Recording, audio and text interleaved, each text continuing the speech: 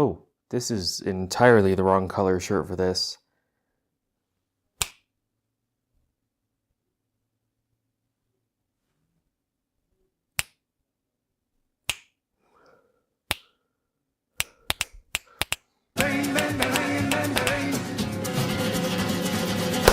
Bamboleo, bambolea, porque mi vida yo la prefiero vivir así. Before I get started, I'd like to thank my patrons, especially my first legendary patron, Eric. Without you guys, I wouldn't be able to do cool stuff like this.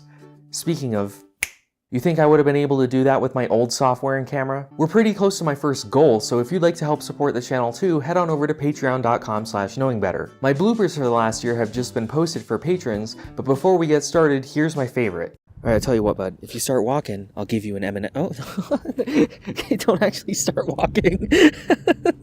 Dang it. How are you doing? Fine. A little tired, I guess. Favorite travel destinations? I really don't like travel. I just went to VidCon, which was my first time out of the state in like 5 years. What made you start this channel? I've always made goofy videos for my friends and family, and I've always been inspired by CGP Grey and Vsauce, so once I got my second degree, I decided why not. Do you have any advice for someone thinking about starting an educational channel? Consume lots of media from all different sorts of genres. How do you typically stumble across new topics? I have a running list, but sometimes things just pop up in the news or on Twitter or Facebook, and I just have to do something about it. How long does it take you to write a script? What kind of research do you do? I take lots of notes before I actually get to the writing, but once I do, it can take 2 or 3 days. How much time do you spend researching a video? Sometimes I research while I'm writing the video, but sometimes it can be weeks. What do you think makes your content different compared to the countless other YouTubers who build an argument and present it to camera? I honestly have no idea, but you guys seem to like it. Do you plan to live stream more events like the State of the Union? I'd actually love to do more live streams, but I can't think of any other events that I would do it for, so... Does the initial reception of controversial videos get to you? The initial reception is usually pretty good. It's once it gets on Reddit and stuff that things turn sour. But yes, it gets to me. I try not to let it bother me too much, but if I've actually made a legitimate mistake, it'll haunt me for weeks. What's your goal with this channel? I'd love to be able to do this full time. How often do people on the street tend to recognize you? That has yet to happen, not even at VidCon. What do you do outside of YouTube? I didn't really think about this until you asked, but not much. Are you single? Are you married? Yes and no.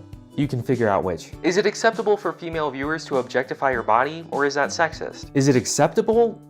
I mean, I guess, but is it right? Where did you go to school? What's your educational background? I went to a regular everyday public university and I have 2 degrees in secondary social studies education and psychology. Why did you choose to join the military? Right, so... Your thoughts on your time in the military?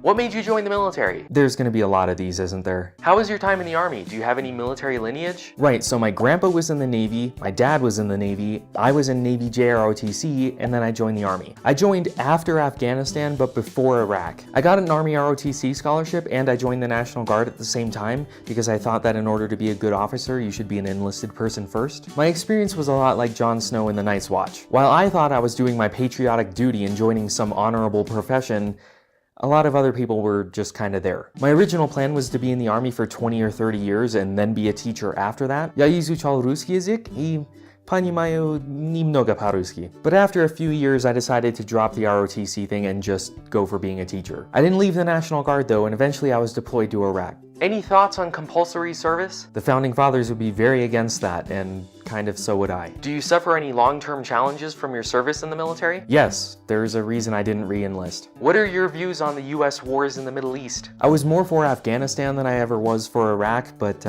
I think we've overstayed our welcome in both places. Any opinions on the trade war with Canada? Stupid. What are your hobbies outside of YouTube? I like to play video games. What are some of your favorite video games? I'm not really passionate about anything specific at the moment. I keep going back to Overwatch. I am excited about Fallout 76. What books do you consider most influential to your work? I really like Sarah Vowell's work, specifically Unfamiliar Fishes. What are your favorite films? There's way too many for me to list on that. If you were to force me to watch a movie right now, Battle Los Angeles, Edge of Tomorrow, and the first John Wick. How do you get your news? Mostly from Reddit, sometimes from Twitter if something's happening right now. I don't really go to any one specific source. What does your handwriting look like?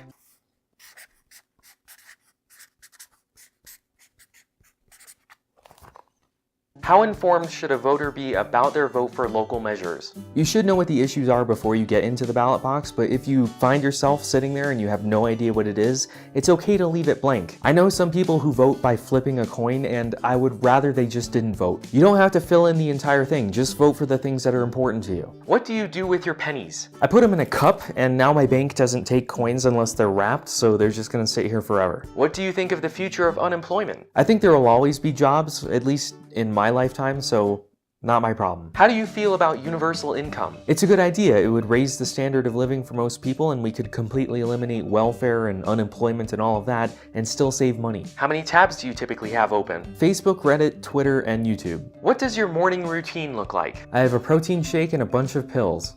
What is a typical dinner time meal for you? It's not a meal without meat, with the exception of macaroni and cheese. If you could start over at age 5 while retaining the knowledge you have now, would you? I've actually thought about this a lot more than is reasonable. In short, yes. But I'd have to be really careful with what I do with that information. Like, a small change could completely alter the rest of the timeline, and then all of my knowledge would be useless. Like if I were to somehow stop 9/11. That's such a huge moment in world history and my own personal life that it would completely change the next 17 years. The government and the economy and my entire life trajectory would be different. But even something small like asking out that girl who told me years later on Facebook that she was actually secretly interested in me. Stop doing that, by the way. What am I supposed to do with that information? But if I were to date someone else, so much else about my life would be different, and I wouldn't know anything about that person in advance, so none of the information would be useful. But yes, I would. So there you have it. I'll answer a couple more questions next year, and in the meantime, I hope you know me better.